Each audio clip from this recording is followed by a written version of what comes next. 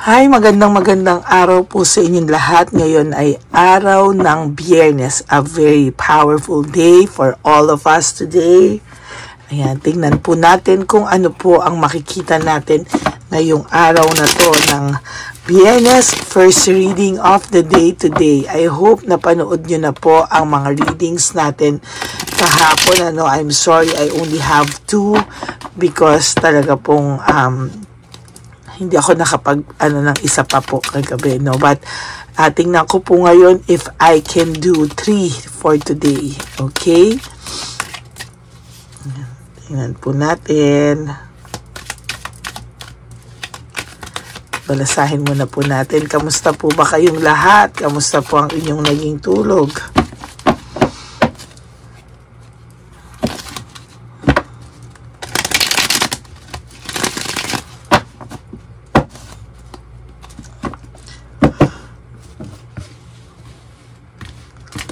Okay. Pili po tayo ng 10. 1, 2, 3, 4, 5, 6, 7, 8, 9, and 10.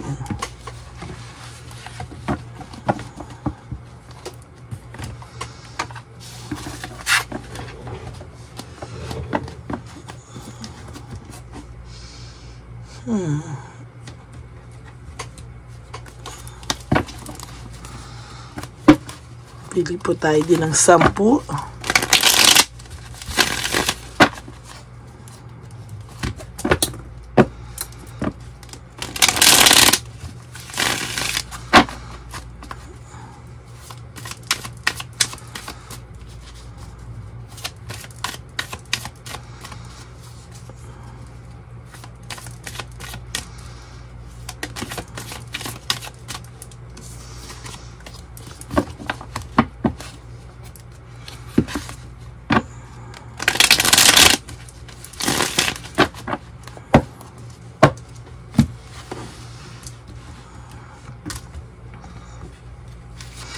One, 2, 3, 4, 5, 6, 7, 8, 9, and 10.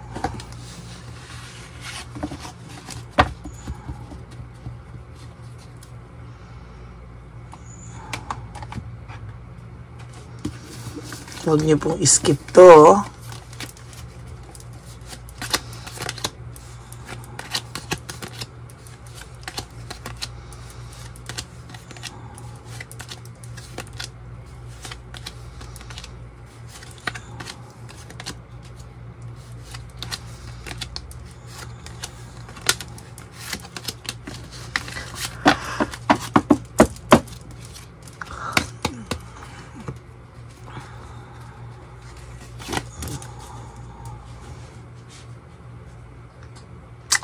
Weakness and manipulation. So, nakikita ko po dito na yung person nyo po ay right now po, di ba, very, sensitive, very, naiisip ka na po niya lately. Somehow, nakikita ko po na napapansin ng third party talaga na he's not himself lately, na may kalungkutan yung iyong third party, yung iyong person. So, the third party is manipulating him or her, no? Talaga pong yung, alam niya po yung weakness ng tao nyo, no? Talaga pong itong third party ay gumagawa ng paraan para tuluyan na kayong magkalayo. At siya po ay talagang pinapasok niya po yung sarili niya dito na gusto niya pong malipat sa kanya lahat-lahat, no? Gusto niya po na siya ang magwagi, no? Kasi nakikita niya po na ang third party nyo ay may lungkot sa mga mata. Oh my God. Naiinis yung third party nyo, no? Nabubwisit siya. Kasi nakikita niya po na mayroong lungkot sa mga mata. Kaya minamanipulate niya po yung person mo ngayon para ma-divert yung lungkot. Ngayon ay parang inaano niya, no? Nagbabait-baitan siya, dinadivert niya, binibigyan niya ng kung ano-ano, no? Nakikita.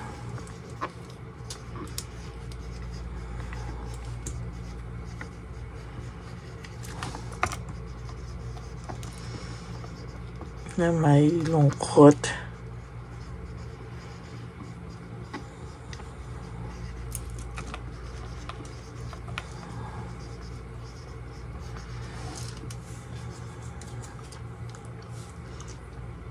Mga lungkot sa mga mata ng person nyo.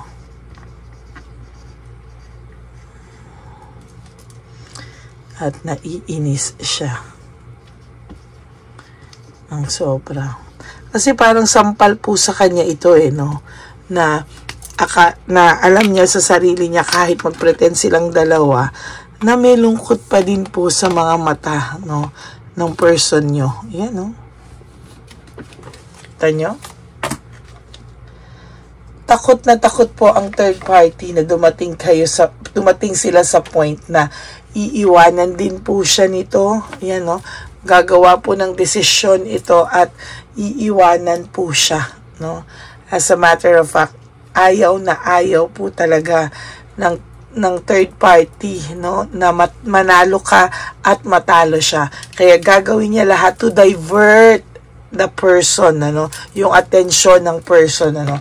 Kasi hodang, ay, naku, saan to? Kasi hodang ano pa man, ano? Yan po ang inaambisyon ng third party nyo, ang matalo ka, no? Ang mabwisit ka, ang maapektuhan ka, at ang pinaka masaktan ka, no? Talagang sadista tong third party nyo. Yan. So, itong person nyo, kahit papaano, nai-influensyahan siya, oh. May epekto sa kanya, no? Kaya siya nag-go with the flow dito sa third party kasi kahit papaano, sige, tahimik na lang, sige, ganyan. Pero sa totoo lang po, this person, no, kahit papano, makikita mo po talaga, no, na nalulungkot itong person na ito, itong person nyo, no. Kahit pa anong gawin niya dito, i-manipulate niya to, tandaan mo po, bumabalik at bumabalik po sa lungkot yung person nyo.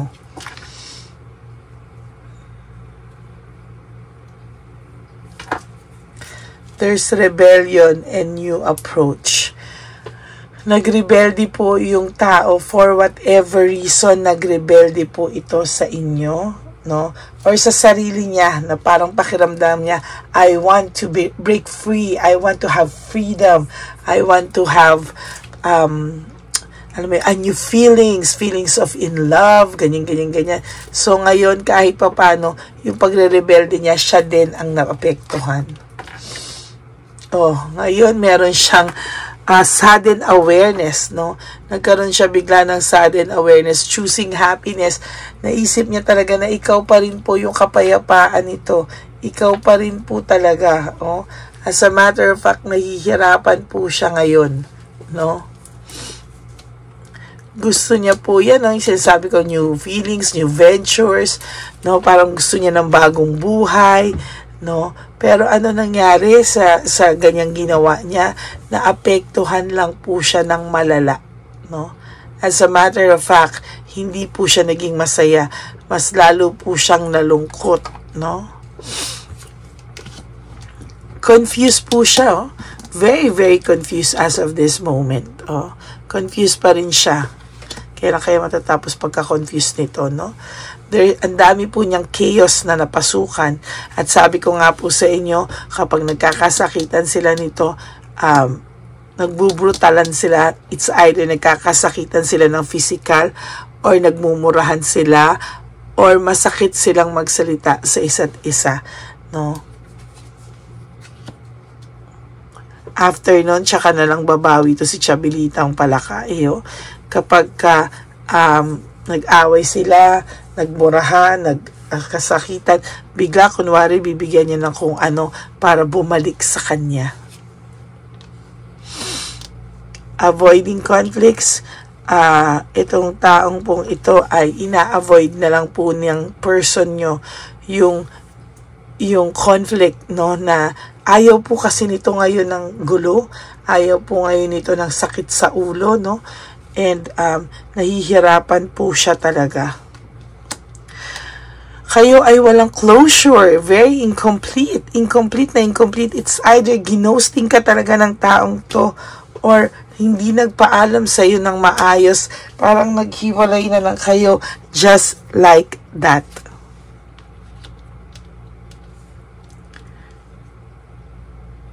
Ayan. Boredom, no? May nararamdaman po ito talagang nabobored po siya sa'yo dati dahil feeling niya matagal na kayo, parang boring na, naging cycle na relationship nyo. But somehow, ayan, siya din, no, na-boring din siya ngayon, naboboring na rin siya ngayon actually, no. As a matter of fact, hindi niya masabi, no, kung ano yung pakiramdam niya. Bakit daw siya nagkakaganito? Ayan, no. Grabe po, no? Yan, no? As a matter of fact, talagang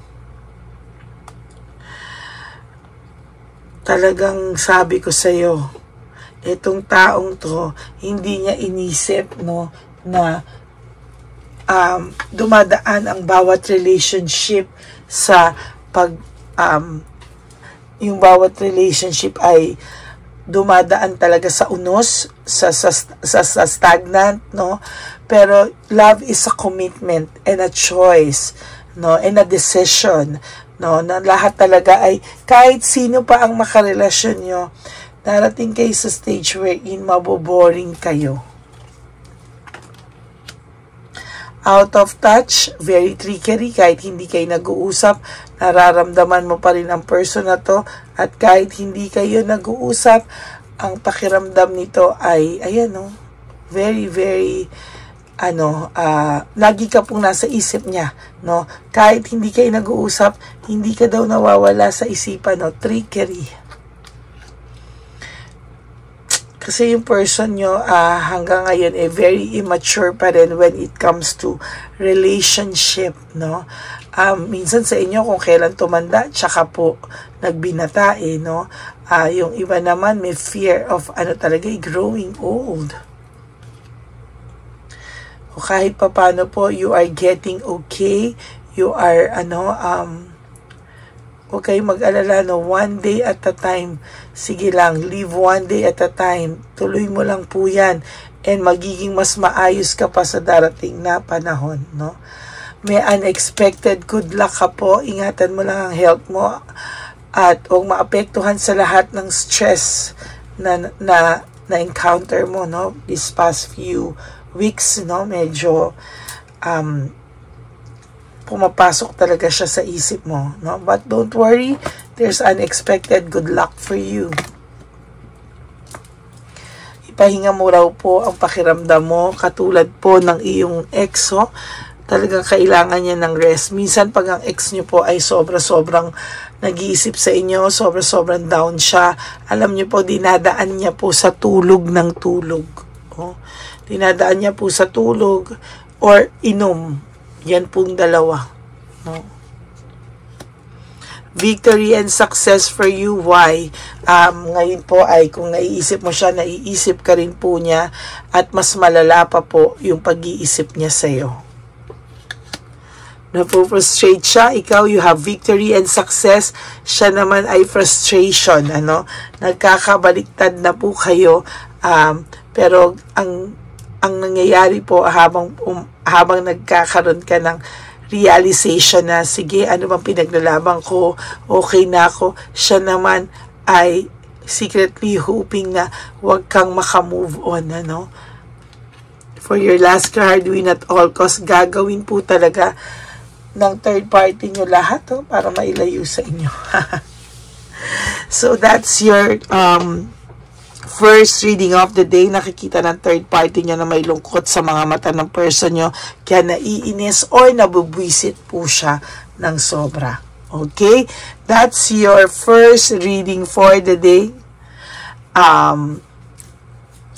Sana po nag-resonate kayo sa ating first reading of the day. For all of you, for those of you who wants to have a private reading with me para makita nyo po talaga yung energy na kayo lang po talaga at wala kayong kahati sa aking binabasahan, you can message me at Lady Lee Elena, my only legit and official FB account. Nasa dulo po yan ng ating video wherein dyan nyo lang po ako makakausap. Okay? Ingat din po kayo sa scam. Make sure ako po ang kausap nyo. At bago kayo, alam nyo yun, mag-decide. No? Sana po walang skipping of ads. No? Tulong nyo na po yan sa channel natin. At for those of you who wants to give me a super thanks, ma-appreciate ko po. And be grateful and thankful po sa inyong lahat. Okay? To all my Lady Elena friends, family, and subscribers, I love you all from the bottom of my heart. Life is short. Don't make it shorter by stressing yourself from all the pains and heartaches na binigay sa inyo ng kahapon. Just surrender everything to the divine universe. Just let go and let God write your life and love story. Maraming salamat po. Magandang umaga po. And I will be back later for another set of reading. God bless you all. Make sure po na napanood nyo to bago kayo mag-skip at pumunta sa second or third reading of the day. And I hope napanood nyo na po lahat yung kahapon, yung dalawa kahapon. Thank you so much and may God bless you all. I love you all. Happy Friday. Bye.